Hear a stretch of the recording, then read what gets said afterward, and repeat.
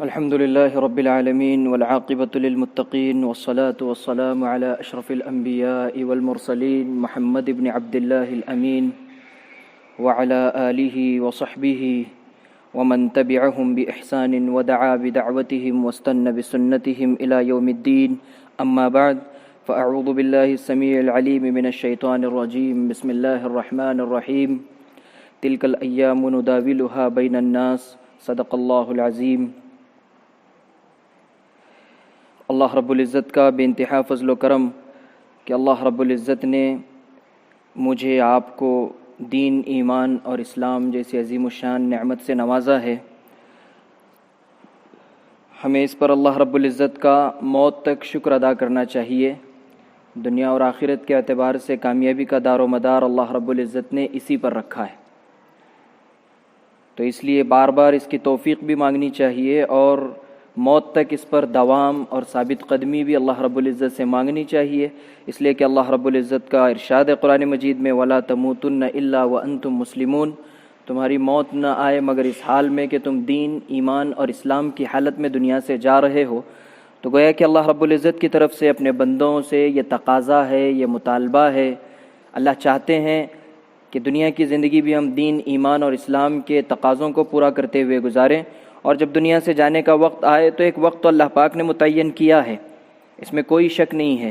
کہ ہمارا اور آپ کا بلکہ اس دنیا میں بسنے والے تمام ایمان والوں کا اس بات پر یقین کامل ہے کہ یہ تو ایک حال ہے، اس سے تو ہمیں گزرنا ہی ہے. کل نفس ذائقۃ الموت، ہر ایک کو موت کا مزہ چکھنا ہے. اور پھر اس بات پر بھی ہمارا ایمان ہے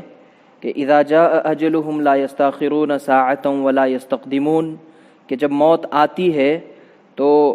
ایک لمحہ بھی نہ آگے بڑھتی ہے نہ پیچھے ہٹتی ہے. یہ اٹل فیصلہ ہے، یہ بالکل طے شدہ چیز ہے. اس کے اندر کوئی رد و بدل نہیں ہوتا، اس کے اندر کوئی چیز حائل نہیں ہوتی یا کوئی چیز اسے روک نہیں لیتی ہے.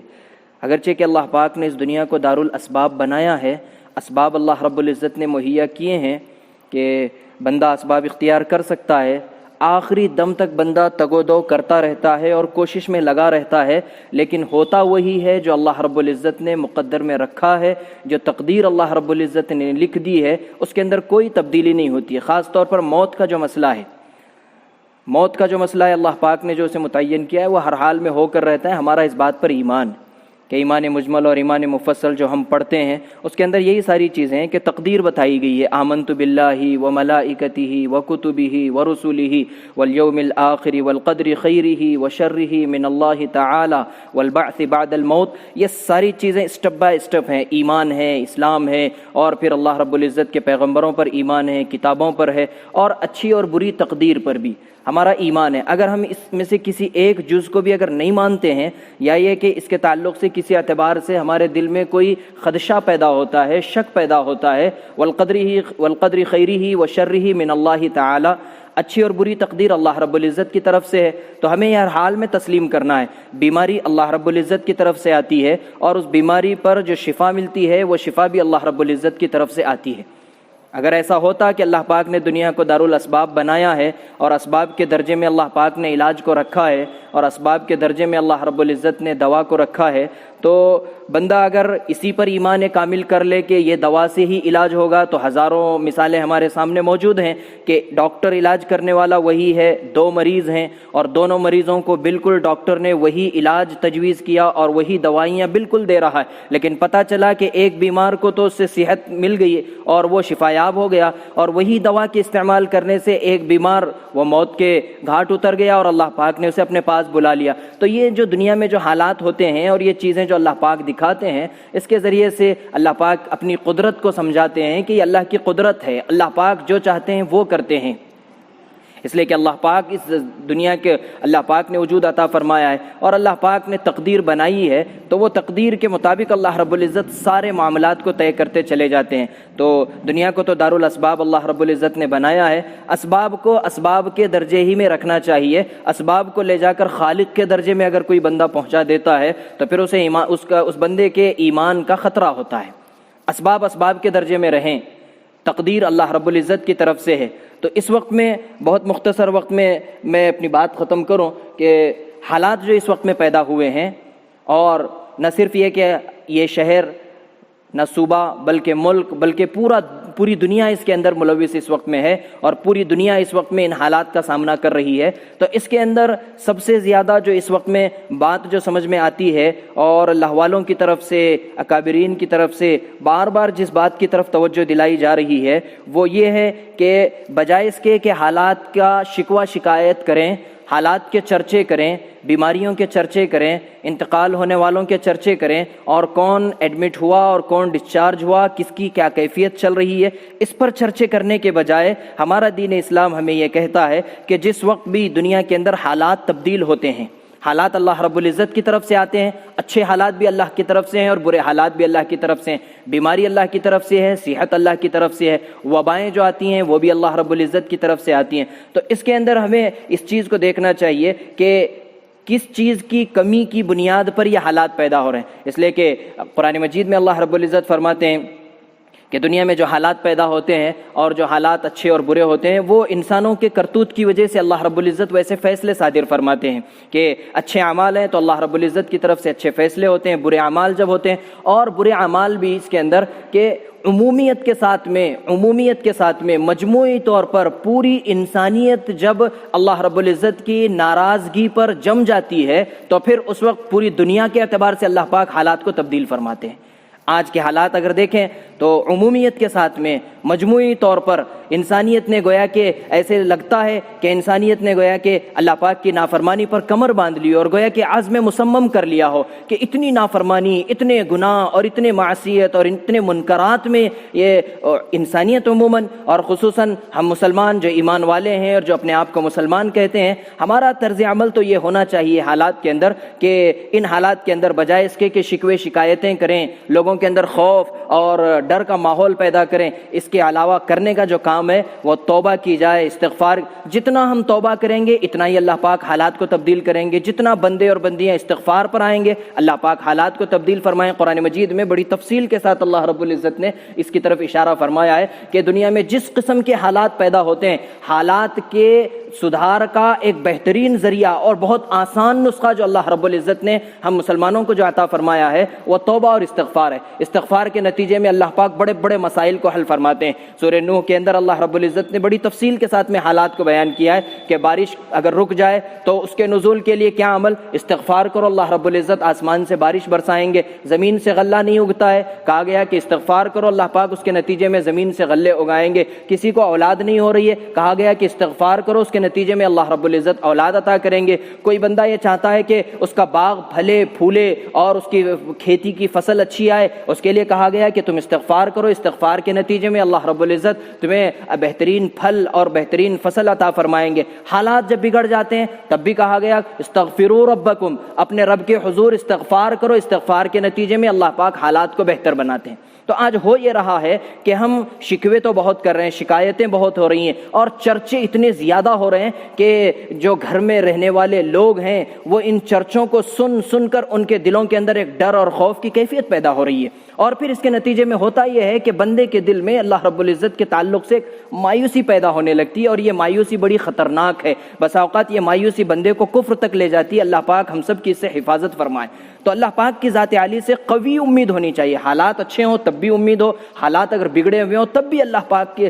ذات عالی سے قوی امید ہونی چاہیے کہ انشاءاللہ اللہ رب العزت حالات کو بدلیں گے۔ تلک الایام نداولها بین الناس، یہ تو حالات ہیں، اللہ پاک فرماتے ہیں کہ یہ حالات ہم بدلتے رہتے ہیں، کچھ دن یہ حالات ہیں، اس کے بعد میں پھر اچھے حالات لے کر آئیں گے، بہتر حالات اللہ پاک لے کر آئیں گے۔ اس سے پہلے بہترین حالات تھے، ہم سکون اطمینان کے ساتھ میں ہم جی رہے تھے، کھا پی رہے تھے، کما رہے تھے، لیکن اچانک سے دنیا کا نظام تبدیل ہو گیا اور اللہ پاک نے دکھایا کہ یہ میرے قبضے قدرت میں ہے۔ جب تم عمومیت کے ساتھ میں اللہ پاک کی نافرمانی پر جب ڈٹ جاتے ہو تو اللہ پاک اس طرح سے حالات کو دکھاتے ہیں، اور پھر اللہ کی طرف سے ان حالات میں یہ مطالبہ ہوتا ہے اور یہ تقاضا ہوتا ہے کہ تم جس طرح عمومیت کے ساتھ میں منکرات اور معاصی کی طرف تم چل پڑے ہو، اسی طرح سے اب ضرورت ہے کہ عمومیت کے ساتھ میں تم اعمال کی طرف آ جاؤ، اللہ کی طرف رجوع کرو، توبہ اور استغفار کی طرف آ جاؤ۔ پھر جب یہ چیز عمومیت کے ساتھ میں ہوتی ہے اور امت کا ایک بڑا طبقہ توبہ، دعا اور استغفار اور پھر قرآن مجید کی تلاوت اور اللہ رب العزت کے حضور میں گڑ گڑانا اور رونا یہ جب ہوتا ہے عمومیت کے ساتھ میں ایک بڑا طبقہ اس پر لگتا ہے تو پھر انہی کے گڑ گڑانے، انہی کے رونے اور انہی کے توبہ اور انابت اور رجوع کے نتیجے میں اللہ پاک حالات کو بدل دیتے ہیں۔ پوری اسلامی تاریخ ہمارے سامنے موجود ہے، سیدنا محمد الرسول اللہ صلی اللہ علیہ وسلم کا دور، پھر اس کے بعد میں خلفائے راشدین کا دور، ہر زمانے میں وبائیں آئی ہیں، ہر زمانے میں حالات بگڑے ہیں، لیکن اللہ کے سامنے گڑ گڑانے والے ویسے تھے، اللہ کی طرف رجوع کرنے والے ویسے تھے۔ پھر دیکھتے ہی دیکھتے جب امت کا بڑا طبقہ جب اللہ کی طرف متوجہ ہو جاتا ہے تو پھر اس کے نتیجے میں اللہ پاک حالات کو بدل دیتے ہیں۔ آج بھی میرے لیے، آپ کے لیے، سب کے لیے بڑی اہم بات اور ضرورت جو جس چیز کی ہے وہ یہ ہے کہ عمومیت کے ساتھ ہمیں اللہ کی طرف متوجہ ہونا ہے۔ مساجد میں اس وقت میں جو حالات چل رہے ہیں، نمازیں تقریباً مساجد کو بند کر دیا گیا ہے کہ 2-5 لوگ جماعت میں شریک ہوتے ہیں، نماز پڑھتے ہیں، لیکن اس کا مطلب یہ نہیں ہے کہ گھر میں جو نماز ہونی ہے وہاں بھی ہم سے غفلت ہو جائے۔ عام طور پر یہ ہو رہا ہے، حالات کی شکایتیں ہم کر رہے ہیں، شکوے کر رہے ہیں، لیکن جب نمازوں کا وقت ہوتا ہے تو نمازوں کی ہمیں کوئی فکر نہیں ہے۔ مسجد میں اگر نماز پڑھنی ہے تو ہی جا کر پڑھیں گے، لیکن کسی وقت اگر کسی مصلحت میں اگر مساجد میں اجازت نہیں ہے تو ہماری ذمہ داری ہے کہ ہم گھروں کے اندر نمازوں کا اہتمام کریں، اپنے گھر کی مستورات کو اللہ کی طرف متوجہ کریں، اپنے گھر کے معصوم چھوٹے بچوں کو اللہ کی طرف متوجہ کریں، اپنے گھر کے بڑے اور بزرگوں کو اللہ کی طرف متوجہ کریں۔ جب امت کا بڑا مجمع اور بڑا طبقہ اللہ رب العزت کی طرف متوجہ ہوگا، اللہ رب العزت کی ذات عالی سے قوی امید ہے کہ اللہ رب العزت حالات کو منٹوں اور سیکنڈوں میں تبدیل کر دیں گے۔ یہ وبا اللہ کے نزدیک اس کی کوئی اہمیت نہیں ہے۔ جس اللہ نے زمین کو وجود عطا فرمایا، آسمان بنایا، جس اللہ نے چاند سورج ستارے ساری کائنات کو وجود عطا فرمایا ہے، اس اللہ کے لیے اس وبا کو ختم کرنا کیا مشکل ہے؟ لیکن اللہ دیکھتے ہیں، اکابرین کے اقوال ہیں، وہ کہتے ہیں کہ اللہ رب العزت دیکھتے رہتے ہیں کہ حالات اور وباؤں کے اندر اور مصیبتوں کے اندر عمومیت کے ساتھ میں یہ تو ہوتا رہتا ہے کہ کسی کے گھر میں کوئی پریشان، کسی کا انتقال ہو گیا، ایک خاندان کے لیے یا ایک کنبے کے لیے اس کے لیے مصیبت ہے، پورے شہر کے لیے کبھی کبھار ہوتا ہے، کبھی پورے صوبے کے لیے ہوتا ہے، کبھی ملک کے لیے ہوتا ہے، لیکن اس وقت میں جو وبا ہے، اس وقت میں جو پریشانی ہے، یہ عالمی اعتبار سے ہے۔ اس سے کوئی ملک بچا ہوا نہیں ہے، اس سے کوئی شہر بچا ہوا نہیں، کوئی فرد اس سے بچا ہوا نہیں۔ یہاں تو اب مذہب کی تقسیم بھی ختم ہو چکی ہے، اس کے اندر تمام مذاہب کے لوگ اس مصیبت کو جھیل رہے ہیں۔ تو اللہ جس طرح سے عمومیت کے ساتھ میں بندوں نے اللہ کی نافرمانی پر کمر کس لی ہے، اللہ چاہتے ہیں کہ اسی عمومیت کے ساتھ میں یہ پوری انسانیت اور خصوصاً ذمہ داری مسلمان کی ہے، کہ مسلمان جب اللہ کی طرف پلٹے گا، نمازوں کا اہتمام ہوگا، قرآن کی تلاوت ہوگی، ذکر و اذکار ہوگا، دعاؤں کا اہتمام ہوگا اور استغفار، اور جو اللہ کے دربار میں پہنچ گئے ان کے لیے مغفرت کی دعائیں جب ہوں گی، اس پر چرچے کرنے کے بجائے، اس پر شکایتیں کرنے کے بجائے، اس پر شکوے کرنے کے بجائے استغفار کریں، توبہ کریں، ان کے لیے مغفرت کی دعائیں کریں۔ یہ وہ اعمال ہیں جس کے نتیجے میں اللہ رب العزت حالات کو بہتر بناتے ہیں۔ تو دعا فرمائے اللہ پاک ہمیں اس چیز کو سمجھنے کی توفیق عطا فرمائے۔ حالات کو بہتر بنانا اللہ رب العزت نے اس وقت میں گویا کہ مسلمان کے ہاتھ میں رکھا ہے، کہ مسلمان جب یہ عمومیت کے ساتھ میں پلٹے گا اللہ کی طرف تو اس کے نتیجے میں اللہ پاک حالات کو بہتر بناتے ہیں، وباؤں کو ختم فرماتے ہیں۔ تو اس لیے ہمیں ضرورت جو ہے توبہ کی ہے، استغفار کی ہے، صدقہ خیرات ہم کرتے رہیں اور مسائل کے حل کے لیے اللہ کے سامنے گڑ گڑائیں۔ جتنا گڑ گڑائیں گے اور جتنا روئیں گے، رونے والے جتنا بڑھیں گے، اس کے نتیجے میں اللہ رب العزت ان کے آنسوؤں کے صدقے میں دنیا کے حالات کو بہتر بنائیں گے۔ یہ اللہ کا ایک نظام ہے جو شروع سے چلتا آ رہا ہے۔